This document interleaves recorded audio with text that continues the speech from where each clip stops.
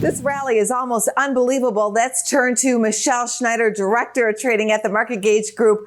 Wow, Mish, the Dow, 34,000, the S&P comfortably above 4,300, and the NASDAQ doing what the NASDAQ's been doing for the past couple of months now, going higher. What do you think? Time to be cautious or bullish? Well, I think it's both, really, if you wanted to talk about that, because cautious is how everyone should always approach this market. Clearly, except for a couple of times when the market has really had soft corrections and continues to fly, what we've seen over the last couple of years is that these rallies can look unbelievable. 2021, the end of, was a perfect example. And then everything fell apart in 2022. So that's the cautious part, is where can the other shoe drop? And we know those situations are still out there, right? I mean, we still have a lot of concerns about inflation, shortages of raw materials.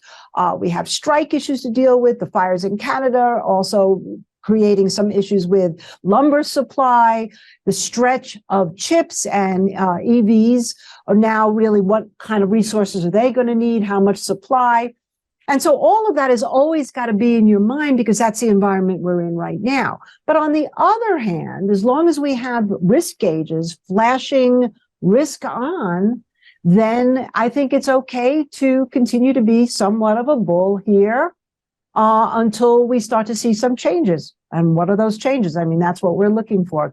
Inflation, big numbers, what the Fed does, big numbers, and also really what happens here with the dollar, which right now is holding very steady. You were the first trader to talk about lumber and the wildfires on our show. What can you tell us? So now here you go, supply demand. So that's going to be a relationship to watch very carefully. What do the prices of lumber do relative to how much demand there is out there? And I think we don't know the answer to that yet, but we do know that lumber prices going up is going to have some impact.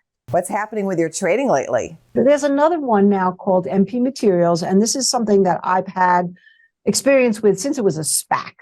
And it's really rare earth minerals. And these rare earth minerals have been sort of fallen out of favor. That stock collapsed, but now it's basing out. And it has tremendous potential.